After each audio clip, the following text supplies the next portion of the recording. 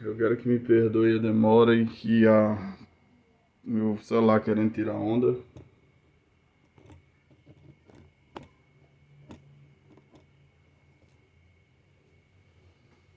Tá gravando, tá? E eu tava aqui, eu já tava gravando andando que só, já tinha chegado em meio quilômetro de vídeo.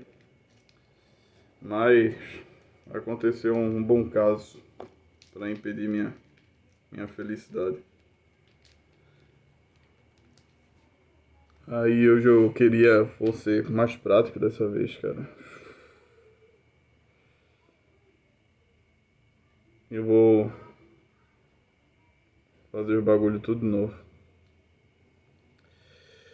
Hoje eu queria meditar com vocês, falar um pouco, conversar pouco sobre o capítulo 5. Eu gosto muito desse capítulo, porque é um dos capítulos mais incompreendidos e ao mesmo tempo dos mais importantes do ensinamento de Jesus. A gente até atenua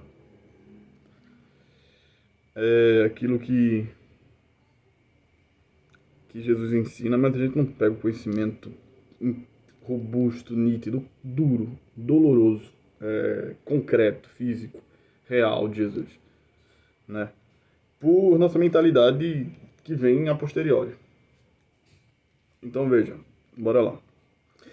Eu queria começar aqui do capítulo 5 ao versículo 17, né? Que a perícope se encontra assim. Eu estou rindo na versão Reina Valera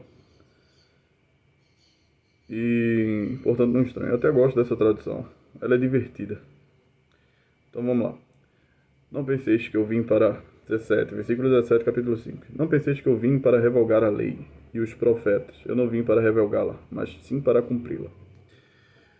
Cara, novamente, eu disse da última vez, mas não vai ao ar. Eu disse da última vez do vídeo que a parte de que fala assim, a gente pega esse status, né? Eu vim cumpri-la, eu vim torná-la suficiente, eu vim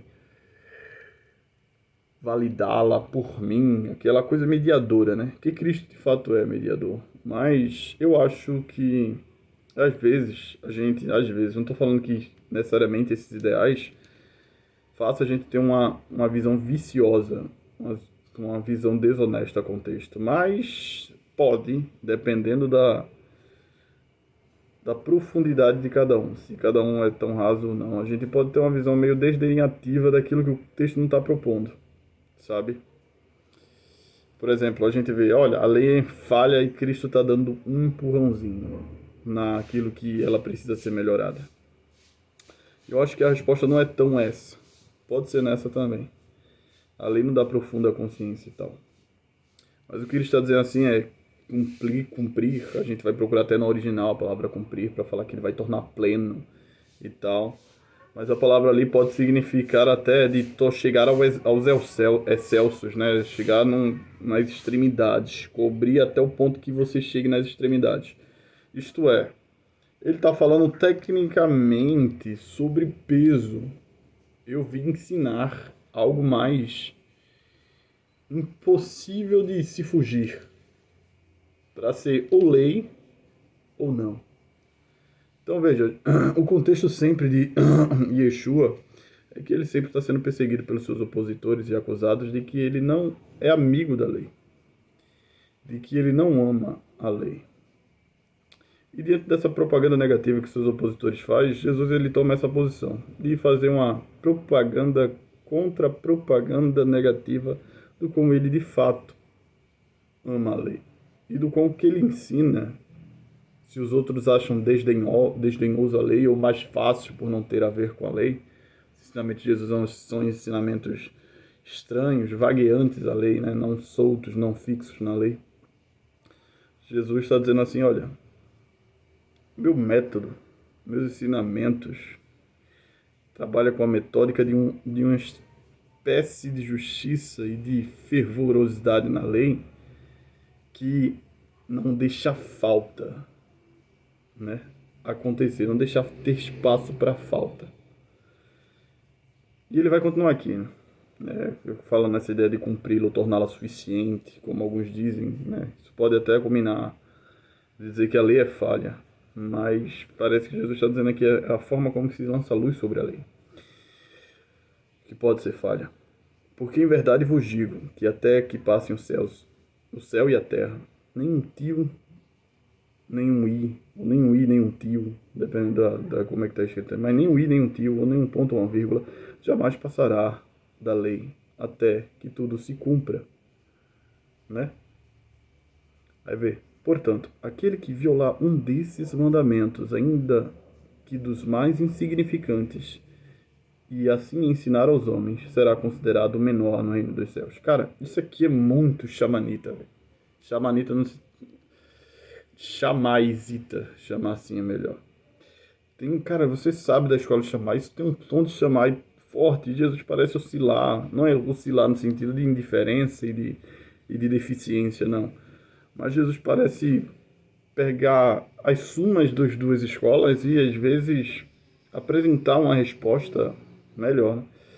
Mas ele fala assim, olha, veja que louco, você, ó, um mandamento pequeno e você não fazer, cara, e olha que tem muito mandamento, mandamentos até meio banais assim, né? Então você tem que fazer o que você ensina, primeiramente, né? Insignificante, o homem será considerado o menor no reino dos céus. Mas aquele que o cumprir e o ensinar, esse será considerado maior no reino dos céus. Tá entendendo? Então, ou seja, o ensinamento de Jesus não é novo. Não é algo que se apoia só em si mesmo. Ele está falando assim que tem que, primeiro, são ensinamentos que são de validação àquilo que já se existe na lei.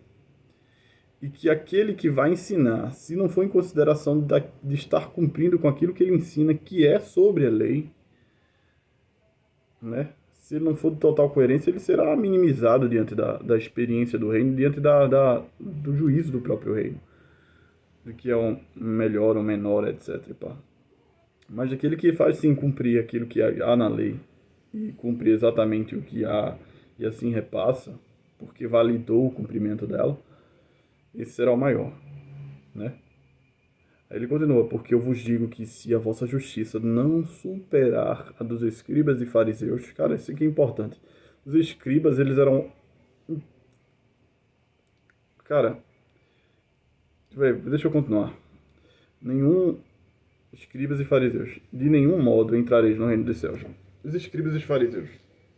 Os escribas, eles tinham conhecimento profundíssimo com as análises do documento da lei dos profetas, porque meio que eles eram quase que os copistas disso, né? Então eles tinham que ter o conhecimento da letra cabal. E os fariseus, eles tinham aquela responsabilidade do repassar do conhecimento religioso também sobre a lei. Tecnicamente, os caras da responsabilidade dogmática da lei, né? E dos profetas. Jesus está falando assim, transcenda esses caras no entendimento e no cumprimento. Esses caras, para fazer o que fazem, para eles serem dignos de estarem próximos de algo tão divino que é a palavra divina, eles eram absurdamente zelosos. Paulo até fala, eles pecam por zelo, e o zelo os torna cego. Então, veja que convite. É sobre lei, é sobre justiça, é sobre transcendência de justiça. E a referência não é o seu Zé mendigo da padaria que tenta ser bonzinho.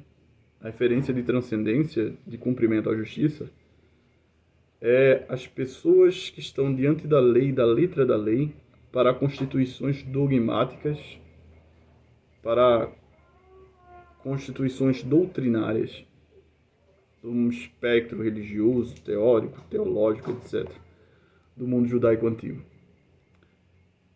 Aí aqui continua, né? Aí tem a perícope, que eu acho maravilhosa. Que é Jesus Cristo e a ira. Meu Deus, esqueceu todo o contexto. Como se não fosse ainda falando sobre lei. Ou se focando só na ira. Mas veja só.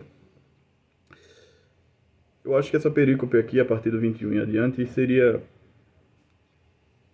Yeshua e a justiça da lei. Ele continua. Ouviste o que foi dito. Vocês têm por tradição oral, você já tem por tradição aquilo que foi passado a vocês pelos antigos. Não matarás. E aquele que matar será réu de juízo. Ele está falando desse rigor da lei, né? Ele fala, eu porém vos digo, aquele que se irar contra seu irmão será réu de juízo.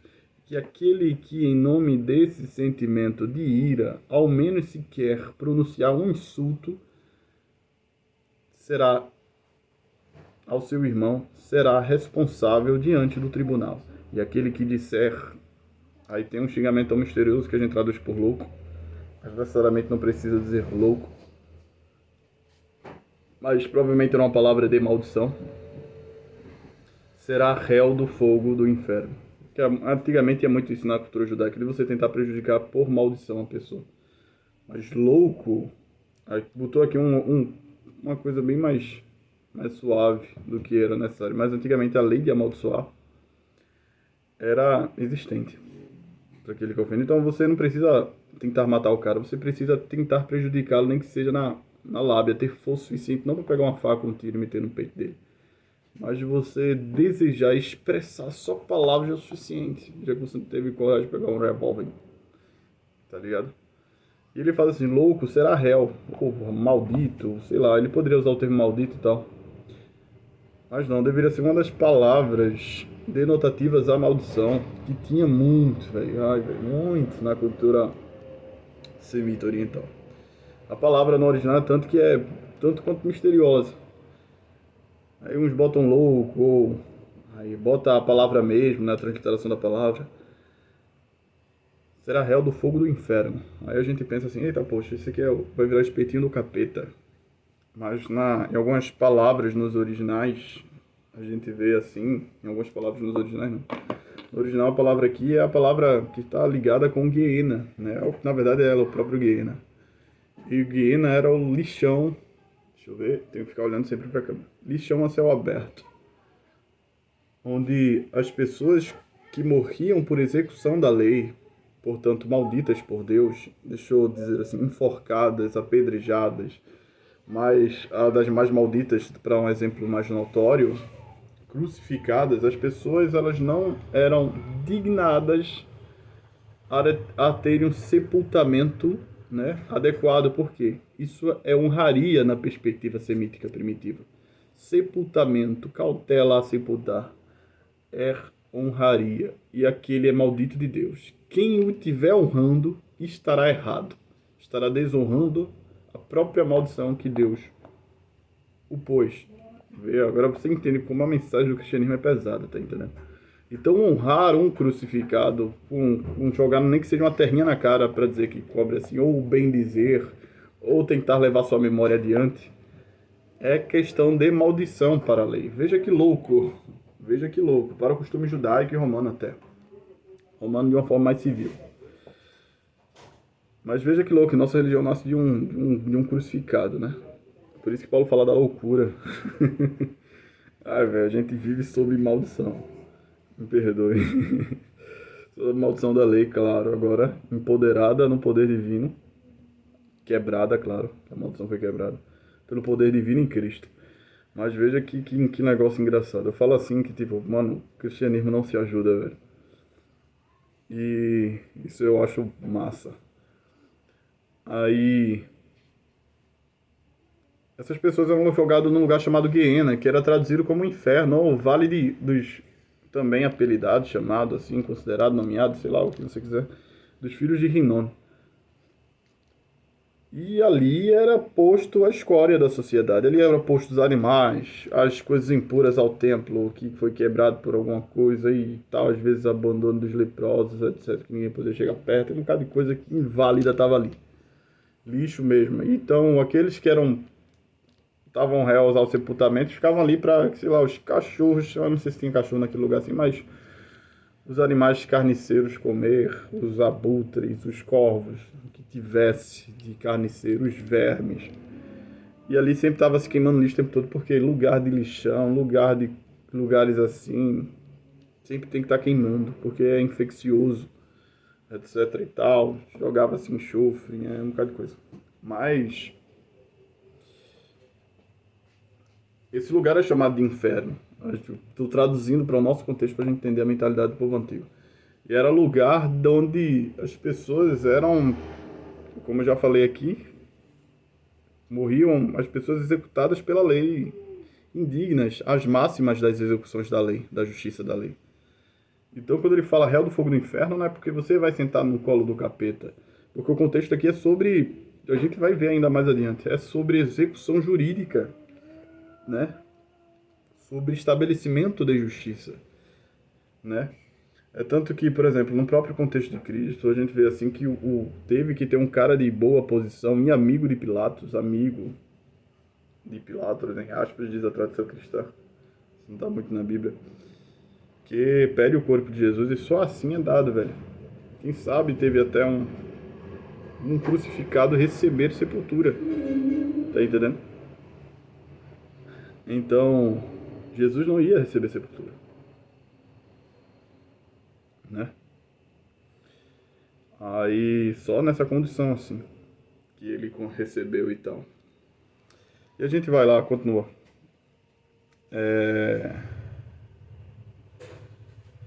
Portanto, se estás apresentando tua oferta sobre o altar e ali lembrares que teu irmão tem algo validosamente contra ti, deixa ali a tua oferta diante do altar e vai reconciliar-te primeiro com teu irmão.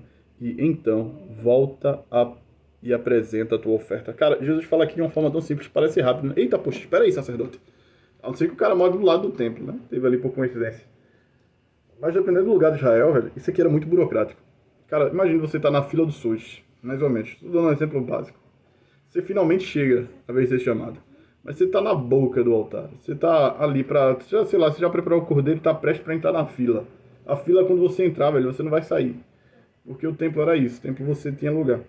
Você voltava do começo se você saísse, cara. Tinha que andar. Tinha pessoas querendo fazer sacrifício, né? Aí você tem que abandonar ali, se estivesse na porta, na boca do altar ali, etc. E estar disposto a fazer tudo de novo, já só pular pelo burocrata, que eu sei que a gente não está querendo falar mais sobre isso, mas só estou querendo que você tenha a profundidade da noção. Mas a parte é interessante. Se você vai fazer a tua oferta, cara, você sabe o que Jesus está fazendo referência aqui? Cara, a lei judaica, a lei hebraica, era totalmente baseada em ritos sacrificiais. Você quer mostrar gratidão a Deus e ser válida a tua gratidão diante de Deus? Ofereça, oferta. Ó, venha, vá dar a tua oferta para lá. Mande sacrifício de uma rolinha, um pombo, sei lá. Leve um manjar lá, tal, etc. lá para movimentar. Tem umas ofertas movimentadas lá. De gratidão, de um bocado de coisa. Uma bebida forte, sei lá. Não é uma fila legal para você fazer isso. E é uma forma de você manter a tua comunhão com o divino, velho. Vê que negócio louco. E ele tá falando assim, ó, olha... tem por maior urgência, cara, né? Se tiver entre você dever a justiça e o cumprir do preceito religioso mais suprassumial do judaísmo, vai com a justiça. Melhor tá certo do que qualquer outra coisa, né?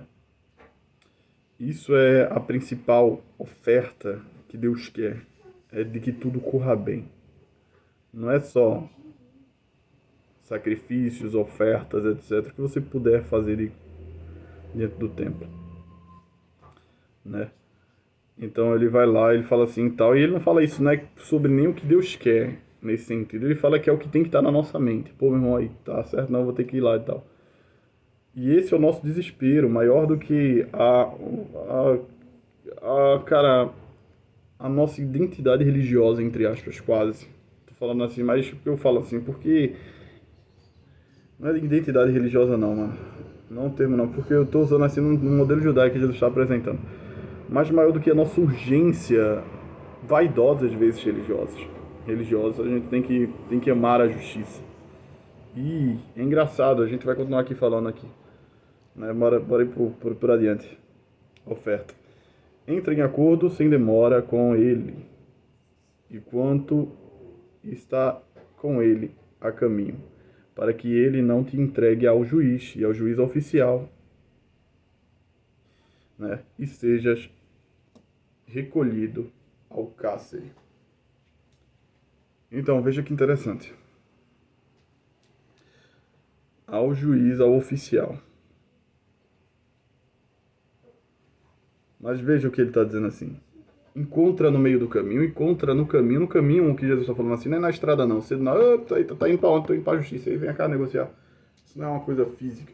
Ele está falando entre o que ele está resolvendo para começar a tomar essa atitude. vai lá e se acerta.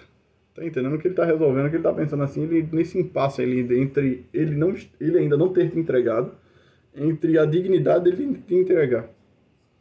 Então você, nesse meio termo, nesse espaço, você se apresse, negocie com ele antes que chegue lá. Por quê? A questão aqui não é de um cara inocente, é de um cara que realmente está devendo a justiça. Tá entendendo? Aí você vai lá, porque o que pode Jesus? Se você não fizer isso, qual a segunda alternativa segundo Jesus? A segunda alternativa de Jesus é: você vai ter que pagar o que deve. Ah, mas eu vou apelar por misericórdia. Aí você vai ver que não tem nada a ver. Vou apelar assim: ah, não, misericórdia para mim, lei para o outro que está errado comigo. Não é sobre isso que Jesus está ensinando.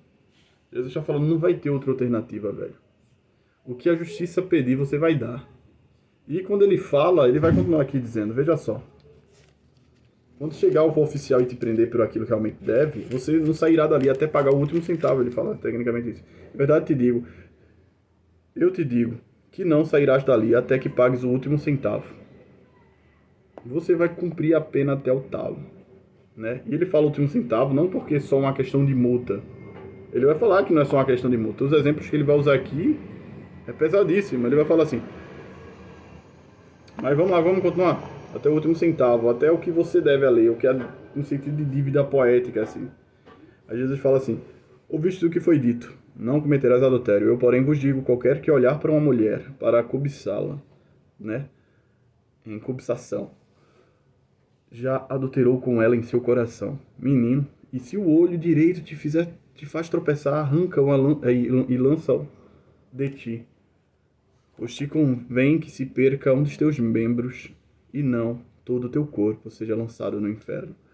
Se tua mão direita faz tropeçar, a mesma coisa. Cuidado aí, ó. Tira uma coisa para de todo o corpo para o inferno. Isso aqui é interessante. Porque, veja, olha como adultério, cara, Jesus não falou aqui sobre a questão, né? Mas qual é a pena de adultério? A pena de adultério era morte. Ou seja, não é uma coisa de muita, no mundo judaico, de muito perdão, não. Era só morte. Não era realmente aquela prova máxima que você fazia, que você não presta civilmente mais para viver. Você rompeu o selo de confiança de convívio. E Cristo abomina adultério, velho. Acho que ele puxou ao Pai. Aí ele vai. Ele continua aqui. Tal. Nesse sentido pronto, se alguém morresse em adultério, para onde ele iria? Ele seria apedrejado, enforcado, não chegaria a ser crucificado, não nos parâmetros romanos, mas se, dependendo do que e quem, se fosse, vamos lá, um modelo que não tivesse domínio romano e tivesse, sei lá, ainda o poderio israelita, um rei que quisesse humilhar sua esposa que o traiu, poderia ser até suspender ela sobre o madeiro e deixá-la ser apedrejada, porque às vezes eram os dois, né? Enforcar e apedrejamento junto, arrastar na rua, etc. e pá, ser apedrejada, deixar andando enquanto é apedrejada, deixar contra a parede e apedrejar, né? Umas coisas até de, sei lá, jogar no chão, cavar, né? Um bocado de coisa assim. São palavras pesadas, eu só estou falando do costume antigo, não tem nada a ver com o mérito, tem que se resolver com a história. Então era execução de pena de morte, essas coisas. Se teu olho fizer tropeçar, ele fala que tudo é um caso de que você está indo para alguém no tempo todo. O símbolo é você tá para virar escória, de instante. No pensamento você vira escória, né? Porque a ideia daquele que se digna ao Guiena, se digna ao inferno, ou morrer a céu aberto para os corvos comerem, estarem ali, é escória absoluta. Então você tentou dizer uma palavra mínima de maldição ao cara que te fez ter ira. Se você pensa em adulterar, se teu olho, o teu pecado vier à luz do olho, vier à luz do ver, vier à luz do tocar, vier à luz do como você procede no andar, enfim, você arranque-o. Arranque-o fora. Engraçado que é isso, velho. Porque, o Gehenna é jogar você inteiro fora. O Gehenna é literalmente fazer de você um ser humano se tornar um lixo. Você vai de fato para um lixão. Então você joga o teu membro no lixo para teu corpo inteiro não ir para o lixo. Tá ligado? Você tem que pegar a nascente da invalidez e invalidá-la antes que ela invalide você. Por inteiro. Isso aqui é fantástico, cara. Né? Parece, cara, me lembra, vem até uma coisa de Sêneca na minha cabeça, que diz assim: tenha satisfação, pois, de ver teus vícios morrerem primeiro do que ti. Mata os teus vícios antes que eles te matem. Tá entendendo? Cara, vem isso na minha cabeça. Se você não matá-los, eles vão matar você. Eles vão obstruir isso que tu chama de vida. Eles vão te levar à máxima se você não refrear. A máxima da escória da sociedade. Eles vão te dignar ao Gehenna. Se você se tornar o ser humano. Porque quem ia para o Gehenna era aquele que já se provavam incapaz de fazer parte do todo, socialmente. Quem ia para o inferno, como os judeus chamavam aquele lugar que eles chamam a céu aberto, aqueles que morriam crucificados, pendurados no madeiro, enforcados, que, sei lá, de uma forma maldita prevista pela lei, esses seriam jogados no lixão a céu aberto e nunca receberiam sepultura. Esse lugar de horroroso, de podridão e de corpos a céu aberto, de indignos, às vezes até de mortos inimigos do espólio, de revoltados contra o poder, que traíram o rei, ou etc. e pá, eram levantados em estacas e tal. Esses indignos e perigosos da sociedade eram jogados no lixo. Então Jesus tem um eco aqui até de lhe chamar de você é um perigoso. Você é um perigoso para o todo. Se você não para, você vai ser perigoso para alguém com certeza. Você é inútil. Você é mais do que inútil, tá ligado? Então é uma palavra muito pesada quando você pensa como um judeu do primeiro século mesmo, como se estivesse ouvindo o que Cristo diz.